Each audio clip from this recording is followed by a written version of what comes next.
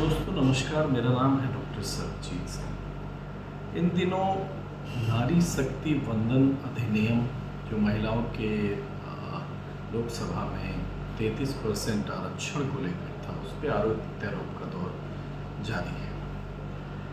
सत्तारूढ़ दल कह रहा है कि विपक्ष ने हरा दिया और वो महिलाओं के हित ऐसी नहीं हैं, और विपक्ष कह रहा है कि आरक्षण की आड़ में डिलिमिटेशन और इस तरह की चीज़ों का बदलाव करके जो है अपना हित साधने की कोशिश की जा रही है, या फिर आगामी चुनावों को मद्देनज़र देखते हुए बहुत जल्दी में इसका फैसला लिया गया। और इस तरह के आरोप प्रत्यारोप चल रहे थे और इसके जो है ये बिल गिर गया, सदन में पास नहीं हो पाया। तो आइए जानते हैं कुछ इसके बारे में बेसिक बातें इससे संबंधित क्या हैं। कि पहली बात तो ये है कि ये बिल बहुत जल्दी में लाया गया, इसमें कोई दो राय नहीं थी। बहुत ही जल्दी में पास हुआ था 2023 में ये बिल, सितंबर 2023 में।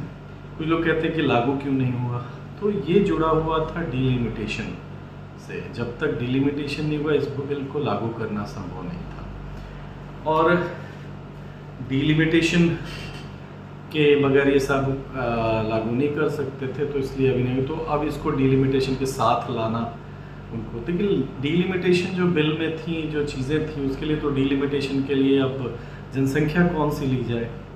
तो इसमें जो सत्ताधारी पार्टी और जो वो कहती कि उन्होंने जो 2011 की जनसंख्या का वो इसका जवाब नहीं दे पा रहे थे कि 2011 की जनसंख्या ही क्यों, 71 की क्यों नहीं, या आगे वाले के लिए वेट क्यों नहीं, ये भी जवाब दिया। उन्होंने सीटें बढ़ाई थी 850 सीटें या 50%, इसका भी कोई जवाब उनके पास नहीं था।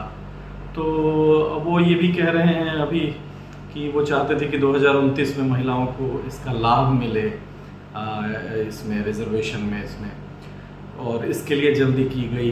लेकिन अगर देखा जाए, अगर इससे देखा जाए कि क्या किसकी मंशा रही, तो मुझे नहीं लगता है कि इसमें जीत हार, जो भी लोग कह रहे हैं कि इसकी जीत हुई है, विपक्ष कह रहा है मेरी जीत हुई है, और सत्ताधारी जो दल है वो कह रहा है कि ये विपक्ष की वजह से महिलाओं को नुकसान हुआ है, उससे इसका खामियाजा होगा। असल में देखा जाए तो ये हार हुई है महिलाओं के 30 सालों के संघर्ष की, जो आरक्षण के लिए करी। महिलाएं पॉलिटिकल अपने राइट्स में काफ़ी आगे आई हैं। आपने देखा होगा 70% तक मतदान प्रतिशत महिलाओं का रहा बिहार जैसी जगहों में, मतलब कई जगहों में पीछे टाइम देखें तो पुरुषों को आउट परफॉर्म कर दिया है संख्या में। तो निश्चित तौर पे महिलाएं अपना हक लेके रहेंगी।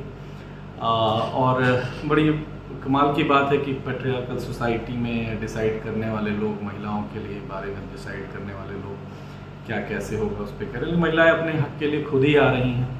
और कुछ लोग ये भी कह रहे हैं कि इससे क्या ही होगा, आज तक आरक्षण क्यों नहीं लागू, या अभी आरक्षण की क्या ज़रूरत हुई। तो नहीं, इसका एक सकारात्मक प्रभाव भी देखने को मिला है।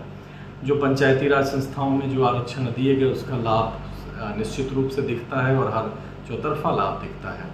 तो आरक्षण आना चाहिए, इसमें कोई उनके रिप्रेजेंटेशन के लिए आना चाहिए, क्योंकि इस मामले में हमारी स्थिति अपने पड़ोसी देश नेपाल, भूटान और बांग्लादेश से भी कमतर है, और विश्व औसत में तो महिलाओं की भागीदारी में उसमें पीछे हैं ही हैं। तो ये तो आना ही चाहिए। अब क्या है कि कैसे करना चाहिए था, दिक्कत ये है कि कोई क्लियर नहीं है। अब डिलिमिटेशन जो है उसको, इसको ये करने का एक सबसे अच्छा तरीका था कि आर्टिकल 334A कि डिलिमिटेशन को डिलीशन, यानी उसको हटाने के लिए कोई प्रस्ताव दोनों पार्टी की तरफ से नहीं आया, वो आना चाहिए अमेंडमेंट में। अगर वो नहीं होता तो ऐसे ही लागू होता। ये दोनों तरफ से नहीं है। विपक्षी दल भी इस बारे में क्लियर नहीं है कि वो डिलिमिटेशन से क्या चाहते हैं। डीएमके क्लियर थी, अगर आंशिक रूप से जीत कही जाए तो डीएमके की कही जाएगी, क्योंकि उन्हें पता था कि डिलिमिटेशन अगर उस तरह से होता है तो उनकी संख्या जो बताई जा रही है 36 सीटों से 31 सीटें, और तो उससे बड़ा नुकसान होगा। तो वो डिलिमिटेशन के तरीके जो हैं उनको पता था कि इस पे चर्चा होनी चाहिए कि किस तरह से डिलिमिटेशन हो, जबकि और जो विपक्षी दल है उन्हें मालूम ही नहीं था कि वो डिलिमिटेशन से क्या चाहते हैं। देखिए, आप डिलिमिटेशन को हमेशा के लिए टाल नहीं सकते, और आप ये जो संख्या है रिप्रेजेंटेशन की, इसको भी वो नहीं कर सकते। 1971 की जनसंख्या से 1976 में जो डिलिमिटेशन के बाद 543 सीटें तय की गई, तो अब उससे बहुत ज़्यादा जनसंख्या हो गई है और रिप्रेजेंटेशन में संख्या मांगते तो आप लंबे समय तक इसे टाल नहीं सकते। तो विपक्ष भी इस पे क्लियर नहीं था। तो कुल मिला के ये महिलाओं की जो है एक तरह से हार या सेटबैक है, हार नहीं कह सकते। अभी के लिए महिलाएं अपना हक लेके ही रहेंगी।